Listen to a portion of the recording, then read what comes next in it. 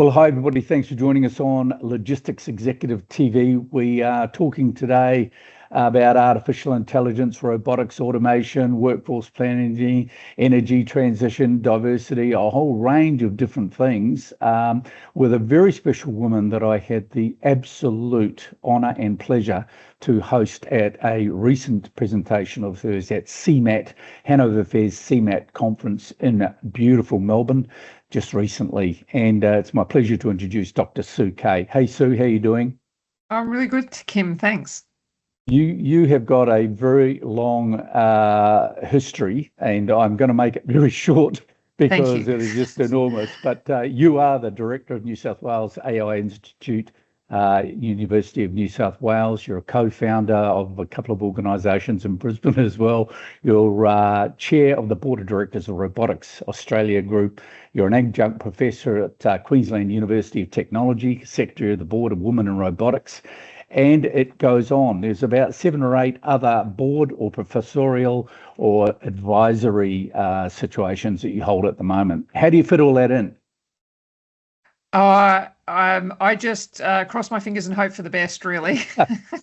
Well, look, I've got to say, I have the great fortune of being contracted in around the world about once every 4 or 5 weeks to host conferences and MC conferences. I met you in Melbourne on the beautiful Swan River.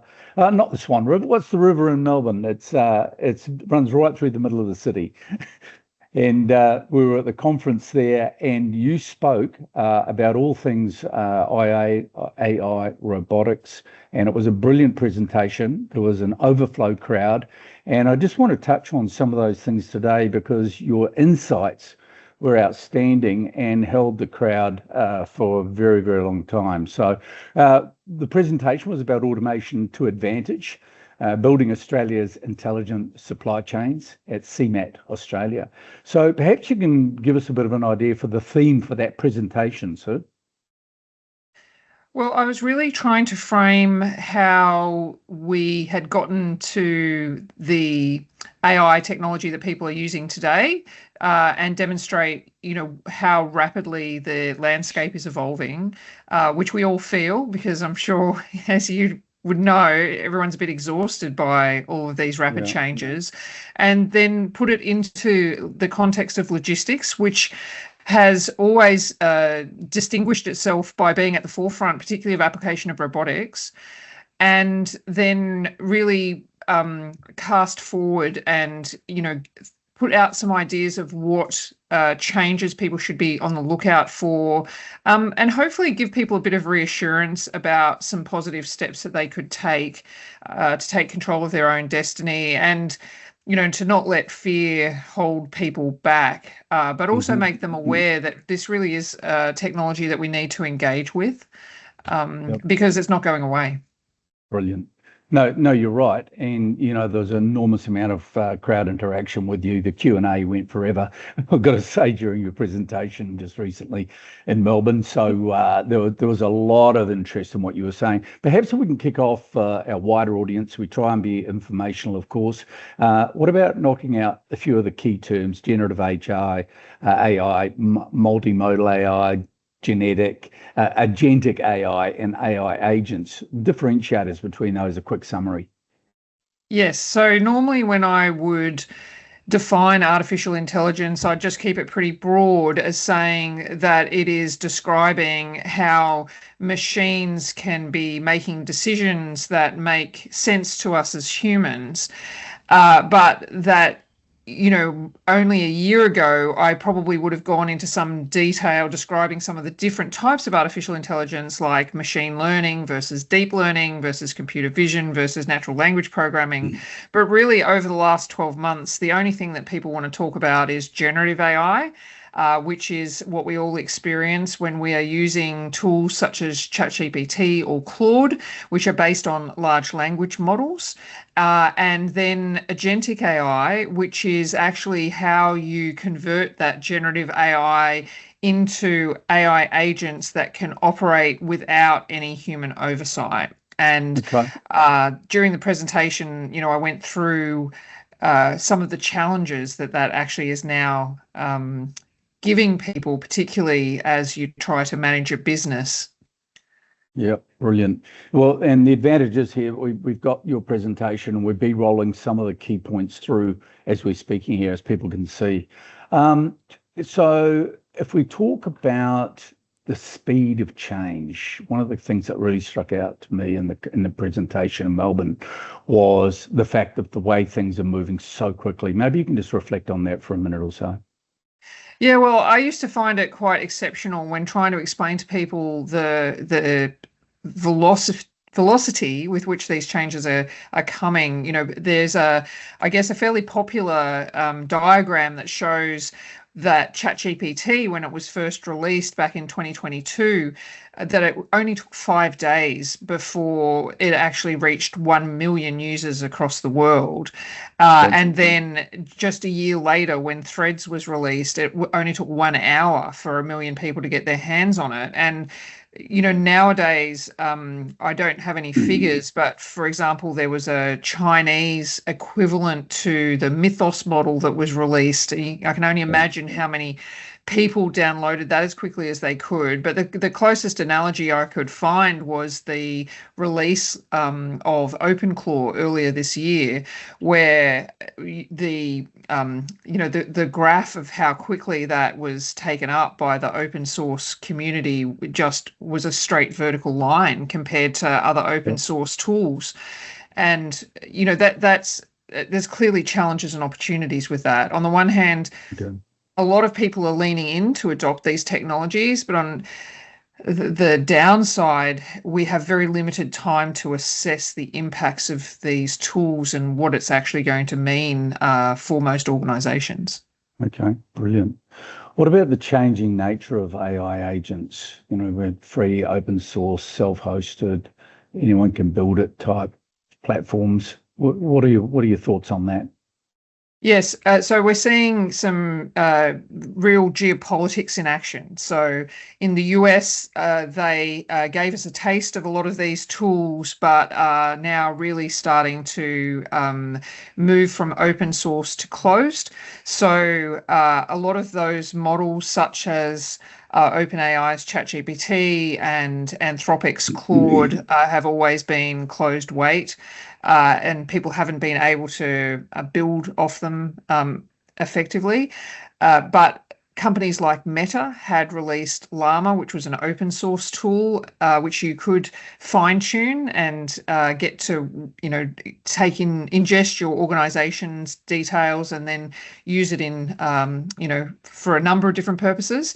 But increasingly now we're seeing the US models become closed, whereas China is positioning their models to be open source, open weight, and very cheap compared to the US models. In Europe, they're taking a middle ground where it is partially open, but they are offering people the opportunity to build and fine tune off their models and in a way that you can guarantee your sovereignty. So you'd keep your data in country and you'd build off those models. But the risk with the European models is that they are a bit younger than the US and Chinese models, not quite as, they don't perform quite as well. And there's always the risk too that they might be acquired. So yeah, there's a real tension there. For example, in Australia, particularly if you're dealing with government, it would not be considered acceptable if they looked at the provenance of your AI and discovered it was developed off Chinese models. But this is something that everyone's wrestling with. A lot of US companies, such as Airbnb, have been discovered to have built a lot of their technology off Chinese models. And it's it's something for procurement teams to unpick that is not uncomplicated. Yep. Yeah. Got it. So you that's really insightful. Just that geographic. I had no concept, and I'm sure a lot of other people don't either, about the idea of the geographic build on a lot of these strategies and models and the differentiation. So that's really insightful. There was a lot of talk in some of your Q&A at the CMAT event about human, agents and robots working for humans. And of course, at the CMAT event, there were a lot of robots wandering around. I had conversations and with quite a few of them. But you talked about humans working for AI agents as well. Well, On that? arguably in logistics, it's already happening. Okay. So, in warehouses, when people are supplied with things like Google Glasses that help them identify what aisle they need to go into and what shelf they need to be able to get supplies off, arguably in that scenario, the human is being treated in robotics, we would call it as an actuator. So you're the arms and legs for the intelligence that has already figured out the most optimal way for all of the materials to be collected. And really, there's now an extension of that where people are developing AI agents and asking humans to advertise their services to these autonomous agents when they need a physical presence.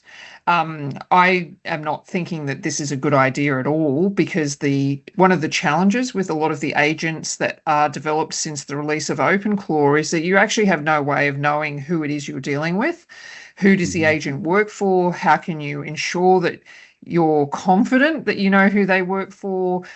There's a whole another layer there about, are they paying any attention to national labor laws, and, is what they're doing legal? It raises a whole bunch of questions when humans are trying to deal with AI agents.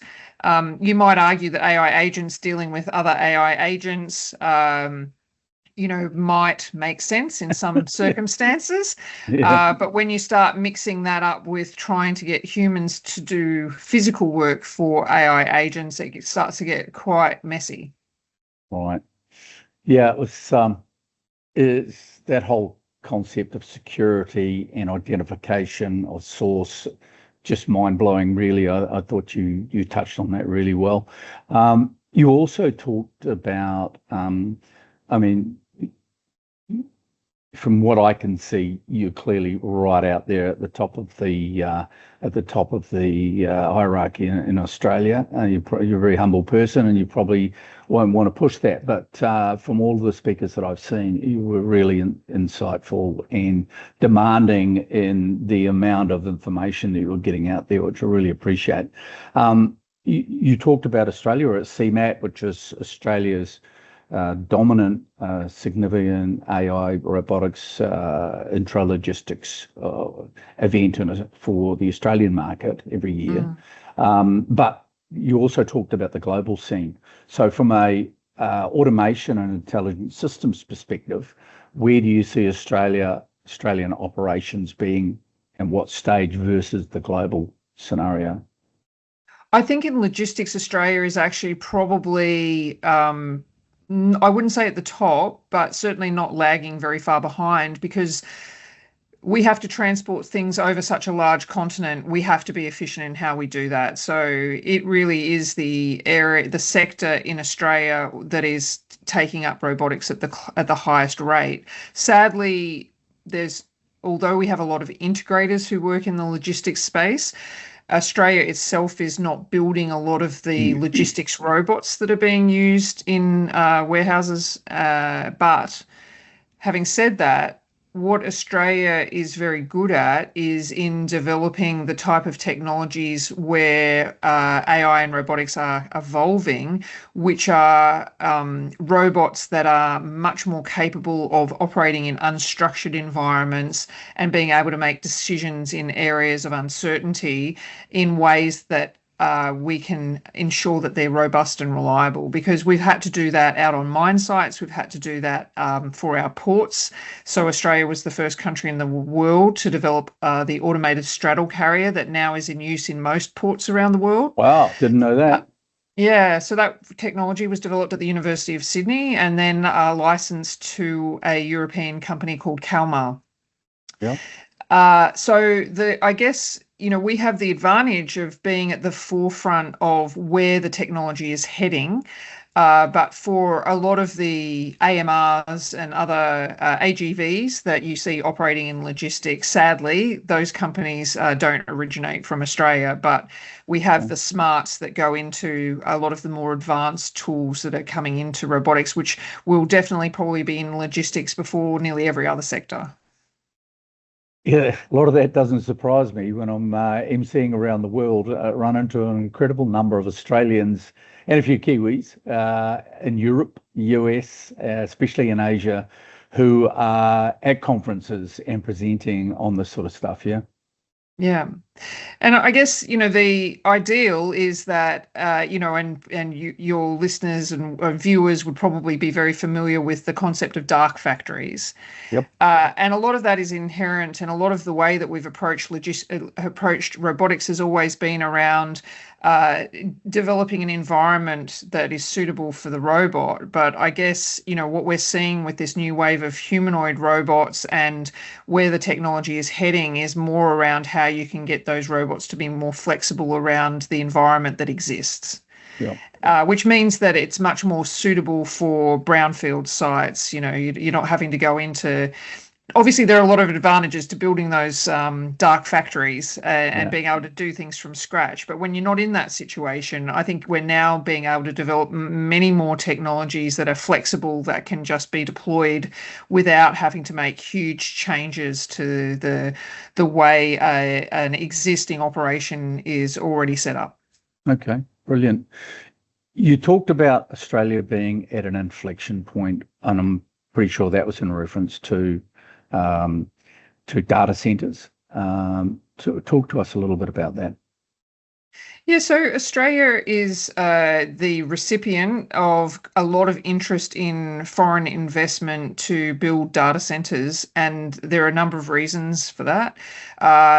The Australia is a large country with a small population, so we're considered to have land available. We are considered to be geopolitically stable. We're geologically stable. But one of the key reasons why people are interested in investing in putting AI infrastructure in Australia is because we have submarine cables to all of the major markets, Europe, Asia, and the US, but also we have a strong focus on renewable energy. And so for companies that want to be able to use artificial intelligence but still want to meet their net zero targets, being able to buy and develop by the compute to be able to do your artificial intelligence, it's important that you can do that from data centers that are as efficient as possible, because otherwise there's no way you can do AI and meet your net zero target. So Australia has a great opportunity to position itself as the source of sustainable compute for a lot of the Asia Pacific region. Yep, brilliant. Yeah, we've got a couple of graphics here, which is really insightful as well, just showing where those cables are around the traps.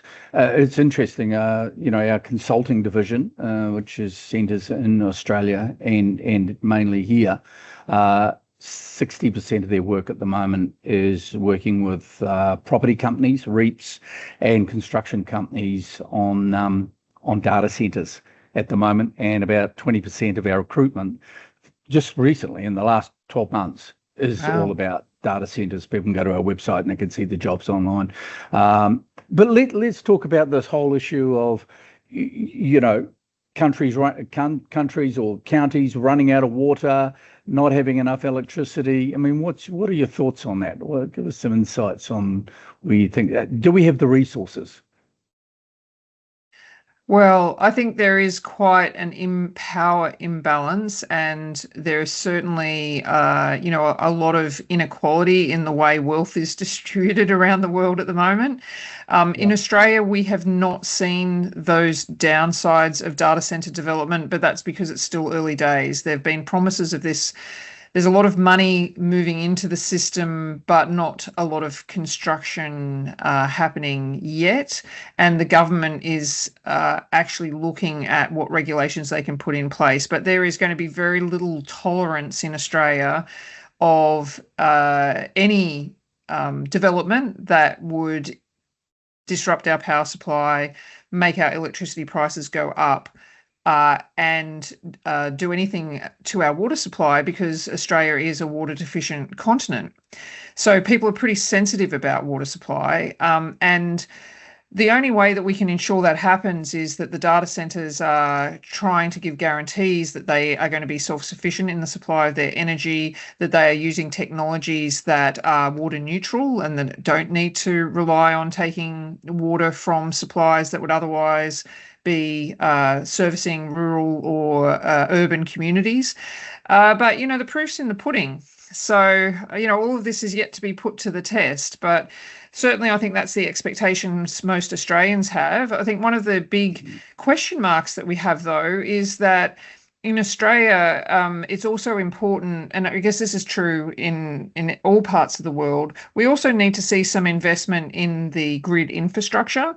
It's not enough to just say, well, we'll build our data center here and we'll have our own power supply. Yeah. There actually has to be some contributions back to the community and some contributions back to the infrastructure that makes our society operate. Yeah. And like I said, this is all still to be put to the test. Yeah. And, sort of Australia tend to be a little bit, to left field for a lot of the media and a lot of the discussion about these subjects, but no less important, right? Yeah. So you've covered a lot of ground. I want to just hit you up for a few takeaways here and things that I took notes on in Melbourne. So let's look at building the right foundations in terms of infrastructure, platforms, partnerships. Give us a quick blast on building the right foundations in terms of data and robotics. Yeah, well, I think going back to, the geopolitical context that we touched on, given that a lot of these models can be turned off at any time if you don't have your own sovereign version of them, then people really need to be very careful about what platforms they're relying on and whether you can ensure that they are going to be available in the future. And, as we've seen with Anthropic's Mythos just closed down without any consultation. Yeah. So that's definitely a consideration for companies that are building their own artificial intelligence based on those models.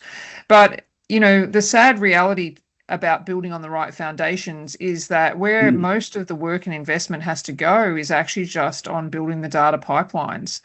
So making that the data is in good order, that, you've built a great data lake that you can then build your AI models off.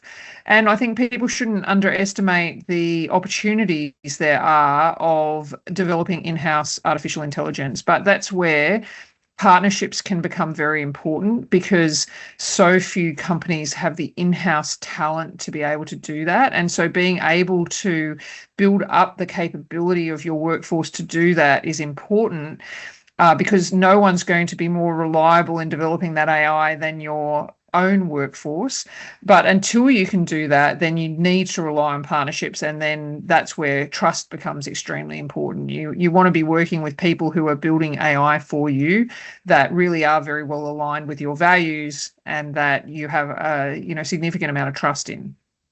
Yeah, brilliant. I'm actually just looking here while you're talking on a separate screen. I'm looking at your panel, which says your AI is only as strong as what it is built on. You'll recall that platform where you've got 5 layers there, which demonstrates exactly what you're talking about having to have strength on the lower layers before you can build up into the higher layers. Yeah. Yeah, and I guess this is probably moving into the next takeaway, which is around how people really need to place more emphasis and value on the actual operational data that they already hold, and making sure that you're not inadvertently giving it up to some of the platforms that you use, because so many software packages now, in many cases, companies are not making conscious decisions about procuring AI, because so many software platforms are now starting to incorporate AI. So you may have already made the software purchasing decision, then they add AI, but you're not making a new decision about that procurement choice, right? And by doing that, these companies may not have any ill intentions, but, they are actually in a position to actually work out your pattern of work and have a look at where you're generating value in ways that some companies may not even realize for themselves. Yeah. And I think that is a real challenge, because what we have seen with, and Google is a good example of this, companies that once they actually figure out where the value of a business lies, then decide to cut out the middle person and deal directly with the customers themselves. Okay, brilliant. You also talked about, just quickly, building on your data strategy. So creating the data strategy as opposed to just going headlong down into an operational sense.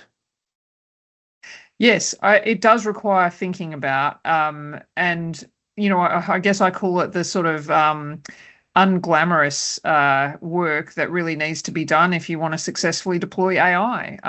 And it's made a lot easier if you sit down and think about what's going to be required, what resourcing you're going to need to be able to build your data lakes. Because, unfortunately, many businesses have all sorts of data stored in different places, which may be valuable, but, unless you actually are quite careful about how you curate the data, how you make sure that you are getting rid of the data that is, not fit for purpose, then it's very hard to get value out of it. Yeah, brilliant. Yeah, look, and then there's also the area which is very close to my heart is workforce planning, now being, from your perspective, you mentioned it's now an absolute strategic imperative. Yes, and it's probably the one area, I can't speak for the rest of the world, but in Australia, I find lacking in a lot of organisations, sadly. And yet I think it is where you can get some of the most value. And it's also an area where I think it builds a lot of trust within the organisation. We're increasingly expecting that people will be able to use AI tools. For example, I work at a university in Australia, and we hear from employers that they have an expectation that we are producing AI capable graduates. And yet on the ground, we probably have maybe a third of students who actually don't want to engage in AI at all. So, we have this mismatch. And for companies that are wanting to lean in and use more artificial intelligence, not only is it quite a big change management process for the workforce is also feeling a lot of uncertainty about what it means for their jobs in the future.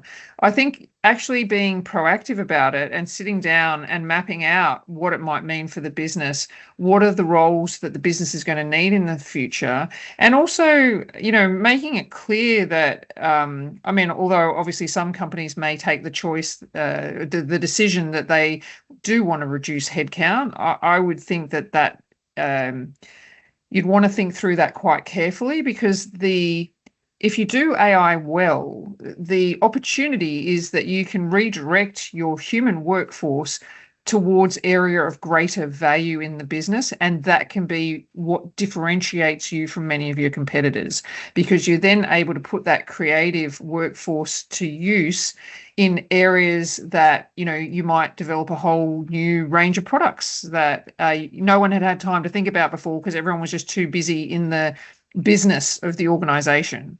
But unless you actually sit down and try and map out what these changes are going to look like, what are the roles that are suited to automation and AI, what is the value that can be created if people are freed up from those tasks, that's where I think there's a lot of opportunity. Yeah.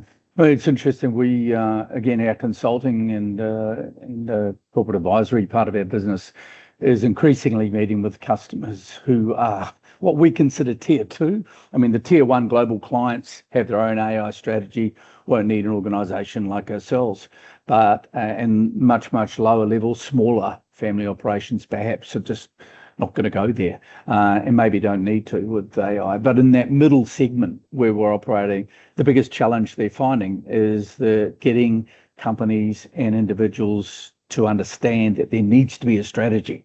You have to develop a strategy, otherwise you're just chasing your tail and going around. There's so much information out there. It's so confusing. Yeah. Well, as I always say, if you don't know where you're going, then any road will get you there. Brilliant, brilliant. Look, we've got to wrap up because I know you've just moved house and you've given us some time, which I'm so appreciative of. To wrap up, then, your intelligent supply chain readiness check, which you mentioned in Melbourne, you had foundations, data strategy, and workforce as the big issues. I'm sure that if organisations seek your professional guidance, you'll be able to. Oh, I don't know where you fit them in because I know your bookings are pretty heavy and your day job plus all your presentations. But I'm sure you'd be happy to share more information or engage professionally with organisations. There was one thing that came up the other day about Elon Musk. Talking about how robotics are going to rule the world and take over everything, and I saw you WhatsApp me with a comment. If you wouldn't mind sharing that with the audience about how robots are going to take over. Yeah, well, I guess, in Australia, it's very common that in terms of getting foresight and thinking about the future, a lot of executives fly to Silicon Valley, they do a tech tour, and then they come back and they say to me, oh, there's going to be 1 billion humanoid robots. Elon says, if you actually sit down and do the calculations, we actually don't have enough metal in the world to build 1 billion humanoid robots. I might just leave it at that. I mean, there's so much to unpack about what means that we are not going to see those humanoids. Interestingly, maybe there will be some good use cases in logistics, but the idea that you're going to see these in anyone's home, at least in Australia, with our sort of product safety rules, it's never going to happen. But having said that, the sheer high level of investment in humanoid robots means that we will see a lot of technological advances associated with humanoid robots, such as the development of tactile sensors, for example, which will mean the prices of a lot of the things that go into humanoid robots will come down to levels that will have flow-on benefits across all of robotics, which is a good thing. We saw the same thing happen with self-driving cars. So I'm positive about humanoid robots in one way, but very negative about this suggestion that we're going to be that there will be more humanoid robots on Earth than humans. I think that's very far-fetched. Fantastic. So grateful for your time, given that you've just moved house, especially, and really appreciate your insights and your IP around sharing all of this, which you're very, very well known for, not only in the Australian stage, but the global stage. Sue Keay, Director of New South Wales AI Institute, Robotics Australia, Chair of the Board, Adjunct Professor at Queensland University, and about 10 other positions you hold. I have no idea how you do it, madam. But look, I really appreciate it. And thank you so much again for joining us. We will be sharing information, obviously, with our audience and would love to catch up with you again once you get settled into your new abode. Okay, great. Thanks, Kim. Thanks, Sue. Thanks very much. And thanks, everybody, for joining us on Logistics Executive TV.